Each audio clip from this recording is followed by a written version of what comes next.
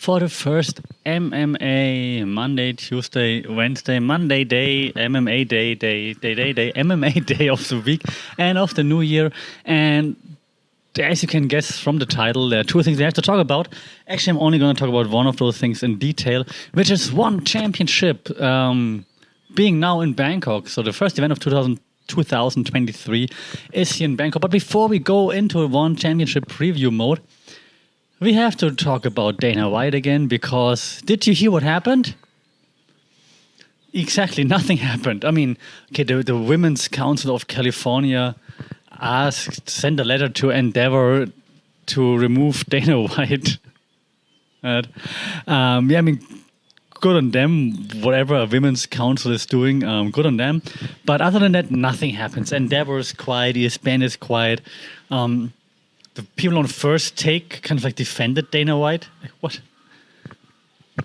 It's just ridiculous. So nothing happens. So just a reminder here that apparently it's cool to physically assault your life partner when you work for the UFC. So, hey, nice. Good job there. So if you're one of those people, if you, maybe even if you, I don't know, have a history of being a domestic abuser, maybe the UFC is a place for you to find some. Maybe that's a good thing. Maybe the UFC is so inclusive that they even include people that are slapping their partners. So congratulations on that. But I'm not saying Dana White should be fired. I'm just saying, and I hate to having agree with Ariel Helwani, but at least Luke Thomas is on the same page. So I'd rather agree with Luke than with Ariel. There should be something. Like, I mean, they should say something. They should. I know Dana White should just be.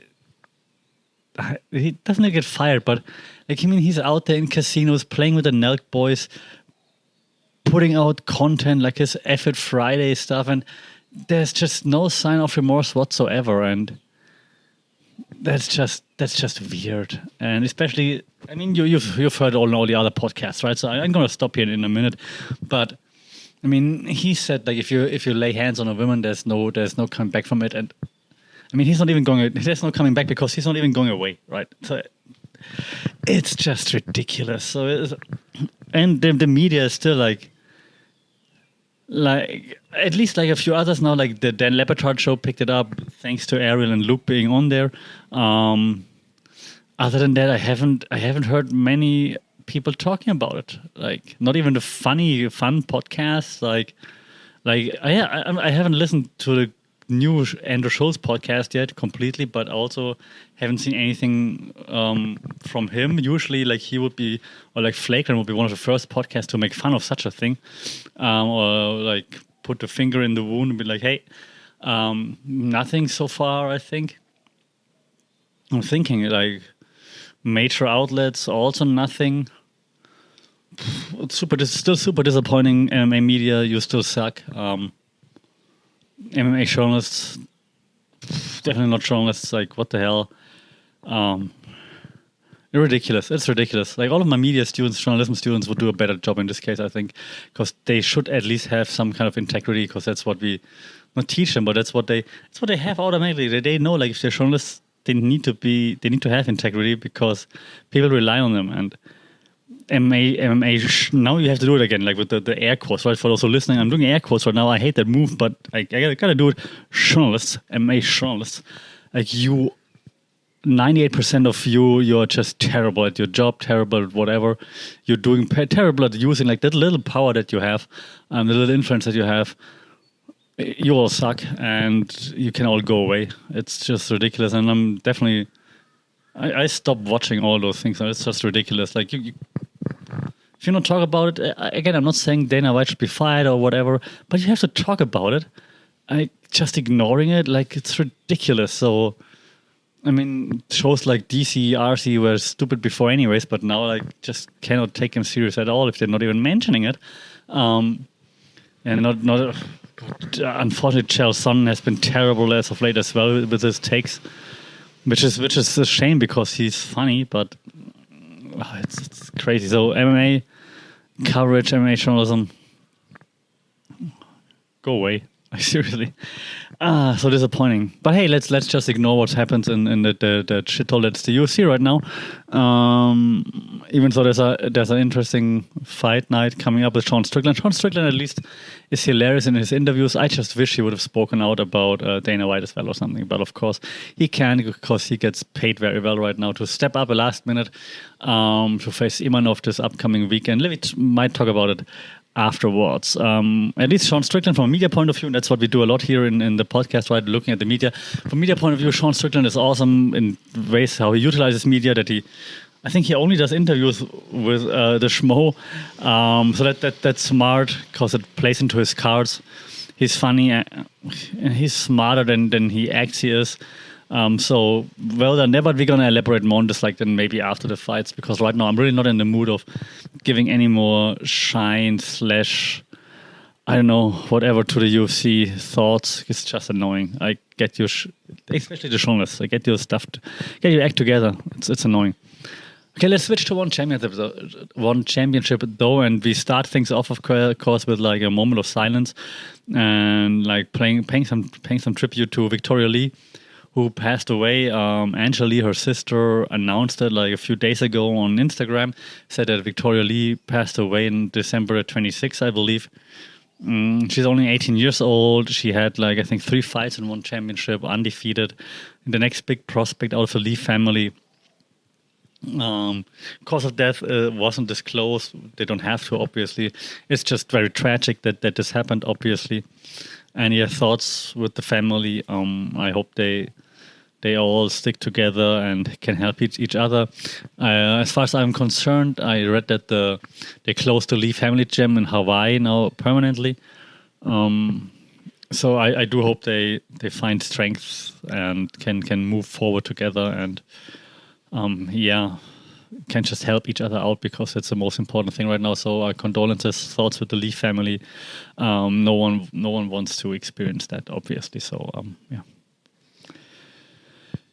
Now that we, as I said in the very beginning of that video / podcast here, One Championship is returning with its event. It's one fight night. And I have to cheat. I don't even know which number. Fight night 6. One fight night 6. Friday, January 13th, US prime time. Main card, 8 p.m. ET, Eastern time. It's included with Amazon Prime. I'm not getting paid for this. I'm just giving you the info. The main event, Super Bon, the champion, versus Genghis Alasov, the champion. It's the featherweight kickboxing world champion. Genghis Alasov won the Grand Prix, and so he's entitled to the match against the champion Super Bon, who, if you haven't seen it, should watch his way to the crown in One Championship, because Super Bon is pretty impressive, still young, and he took out a legend on his way to the title. He head kicked knockout victory over Giorgio Petrosyan, one of the most devastating head kicks you've seen, similar to the Leon Edwards against Kamaru Usman one, I would think. But really out of nowhere, was fantastic, great setup. Beautiful. So if you haven't seen it, check this out, Super Bon's win over Petrosyan. So Super Bon is he comes out of the Bantamweight gym, the workout gym.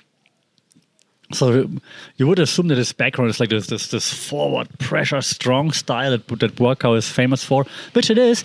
But he also has a really smooth technique, and he's really really fast, which is not to say Buakaw is not, but he's still younger. Super Bon is, and so it's just a really great. He's got a great package of this power of forward style pressure, but also smooth technique, which is just really, really nice to watch.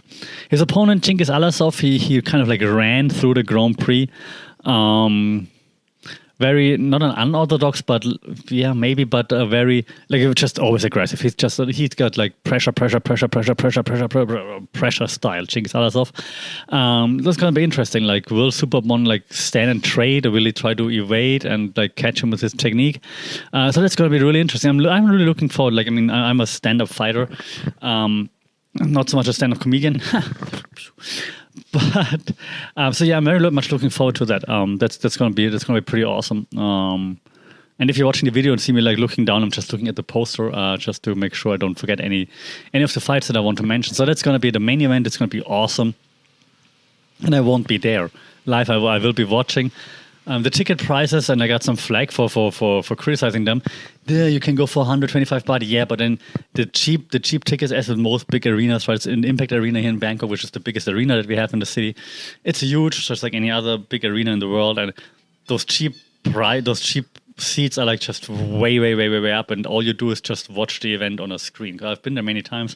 If you're sitting up there, you don't see anything from like the actual octagon, so you just watch the screen in the arena anyway. So the good decent seats they started like 6,000-7,000 baht up. Yeah, you can calculate how much that would be for you, but in like relation to salaries here in Thailand, that's quite a lot for like an event. It's like as much as I would pay if I would go to like a concert of like Maroon 5. Blackpink was just in our area here like last weekend, so that's probably the same amount for a good concert ticket, I guess. So yeah, not going there, watching live obviously, and that's mostly better anyways because the arena is just so far away from downtown and there's so much traffic. It's gonna be crazy. Anyways, I'm looking forward to the fight though. Superbon versus Genghis Alasov, the main event. In the co-main event, we have a legend returning to the octagon in a flyweight kickboxing world championship bout. We have Super Leg, who is out of another very famous gym, which is Kyatmugao. So Super Leg, he's forging his own legacy right now.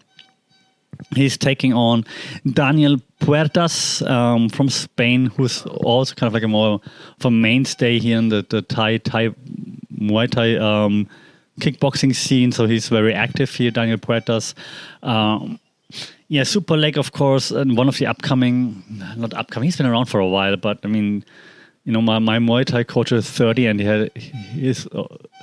has like 250 fights or something. So, I mean, they've all been around for a while, even though they're still young. So it's also going to be like a fun fight. Super like Kyatmugao gym, very well known for the aggressive style, like throwing lots of kicks and knees and stuff. So that's going to be very interesting. I'm not sure if I should be making picks or not. So in the main event, I have to go for Superbon. I'm based in Bangkok. I've seen Superbon so many times, fighting also out of one championship. So I have to go for Superbon, and I've trained in the same gym as Super Leg once, which means I have a very strong bond, obviously, to Super Leg. It was awesome to see him train though. So yeah, I'm going for Super Leg 2 here, of course. They also have a flyweight submission grappling world championship again with the champion Mike Musumeci, who's, I think the belt is bigger than Mikey, and he's facing Gantumur Bayanduren. That sounds like a name from Mongolia, I would assume. If my Asian name, knowledge wouldn't, or is correct here. I don't even want to pretend that I know Gantumur. If they give him the fight with Mikey, he must be good. But I also think that One Championship wants to have Mikey as a champion, so they can keep promoting that whole thing further. The fight I'm really looking forward to now is, of course, and I'm looking forward to it for different reasons. One, well, it's Stamp. So Stamp is back in action. Stamp Fairtex. If you don't know Stamp Fairtex, go to YouTube, Stamp Fairtex, and be amazed. And she's facing Anissa Maxon. If you don't know Anissa Maxon, shame on you. She's a fantastic kickboxer / Muay Thai fighter. Anissa Maxon is awesome. She's an OG in the game. She's been around for a while. I'm not saying she's old. I'm just saying she's been around for a while. She's very good. But it's so is Stamp, right? So Stamp, like multiple times Muay Thai and kickboxing world champion, now transitioned to MMA, making strides there. Won the Grand Prix. Then just fell short against Angela Lee, and then the title bout was great performance. So. And it's a mixed rules fight. What they did with like DJ Demetrius Johnson, Mighty Mouse versus Roteng, that was fun. Like you have a fantastic grappler who's not known for his stand-up against someone who's definitely not known for grappling because he only fights Muay Thai and kickboxing, but he's a fantastic kickboxer. You're like, what's going to happen? It was fun for what it was. And it was a funny main event, a fun main event. Now this, like, it's the fourth fight on the card. Like, it's not even a main event. Like, it's not a special rules main event. It's just like there. And it's Stamp is a multiple-time Muay Thai world champion and trains MMA. While Anissa Maxon is a fantastic kickboxer / Muay Thai fighter, but not known for training MMA. Maybe she does. So maybe she surprises all of us. But on paper, Stamp should... I'm sorry, but Stamp should dominate that. Like, but maybe Anissa agreed to the fight because she's like, hey, I've been training MMA for a while now. I can stuff those takedowns, and then I'm going to knock her out. Maybe. But on paper, it does not make any sense. So I'm definitely going with Stamp here. We also have the legend Ong Lan Sang being back on the card. That's a quick turnaround. He just fought like late last year, and now he's back already. So Ong Lan Sang is back. He's awesome. Like he's getting there in age a little bit, maybe slowing a little bit down, but like his last comeback win was great, like really emotional. He's facing Gilberto Galvao, who's just really big. I am just looking at it. Yeah, there must be a catchweight. I was like, how is Ong Lan Sang facing Galvao? Okay, it's a catchweight bout at 215 pounds. So yeah, okay. Last minute replacement. It feels like it for Ong Lan Sang. So okay, gonna be tough. Like Galvao is huge. So props to Ong Lan Sang for doing this. He looked like a vintage Ong Lan Sang in this last win. That was great. But Galvao is big. I always root for Ong La. He got me into one championship more or less, like with his performances back then. So I always root for Ong Lan Sang. So I do wish him all the best. I hope the Burmese Python will take it. But Galvao is big. They also have Rodtang. Rodtang is far down on the card. Why? Because he's facing someone that you might not know. Jiddu Yibu. I also don't know Jiddu Yibu. It's flyweight kickboxing. Why do they do that? I don't know. You have to pick Rodtang because it's Rodtang. I don't know what's like any stakes or whatever. I don't understand. I mean, you have to have Rodtang on the card if you're in Bangkok, yes. But why not give him something with, I don't know, more stake in it? I don't know. Rodtang, yes. We also have Gary Tonin versus Johnny Nunes. Time for Gary Tonin to find his groove again, I believe. I would assume he used the time away for a bit now and to hone his skills. So of course, you can never count Gary Tonin out. So yeah, the one reason why I'm still looking at the poster, even though it's almost done, is because one of the prelims, after limbs, whatever you want to call it, on the card is Anna Jarunsak, and Anna Jarunsak is taking on Ekaterina Vandrayeva. If you remember Anna Jarunsak, her nickname is Supergirl, and she's the sister of Wonder Girl. And in their first match was very controversial. Like, I'm a huge fan of Supergirl and Wonder Girl, but she took it way too easy, I don't know, in the beginning she was just, it seemed like she didn't take it as serious as she should have, and Yekaterina Vandrayeva just lit her up. For some reason, I think, was it a draw or did she even win? I think it was a draw. I'm not sure. But definitely Yekaterina Vandrayeva did not win and was like, what? How? And so that's the rematch that needed to happen. So I found great to make it happen. Because it was a terrible decision. So yes, let's see how this goes now for Supergirl versus Yekaterina Vandrayeva. All right. The first fight or the last fight, depending on when they're airing it, is Kim Jae-won versus Shoko Sato. I've seen Sato before. I'm not too familiar with Kim Jae-wong, if I'm thinking right now, to be honest, so I can't say much on that because my focus is firmly on Supergirl, Anna Jaron-Sak versus Yekaterina Vandreeva. So that should be a fun event. But overall, again, I'm not a one hater. I like all the fights mostly. I'm not the biggest submission grappling fan, especially from...